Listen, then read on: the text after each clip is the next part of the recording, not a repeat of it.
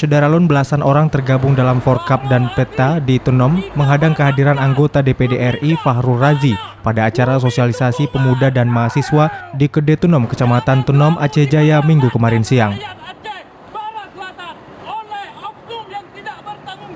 Mereka membentangkan spanduk penolakan sambil berorasi dan mengancam Fahrul Razi agar tidak datang pada acara tersebut.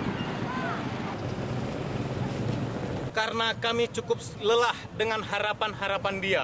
Selalu dia memperlalatkan rakyat Aceh Jaya sampai ke selatan demi menguntungkan pribadi dan kelompok-kelompok mereka.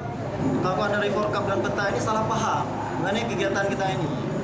Dan perlu kita garis bawahi, dalam kegiatan kita ini tidak ada kita hambat-hambat untuk persoalan pemekaran ala Abbas.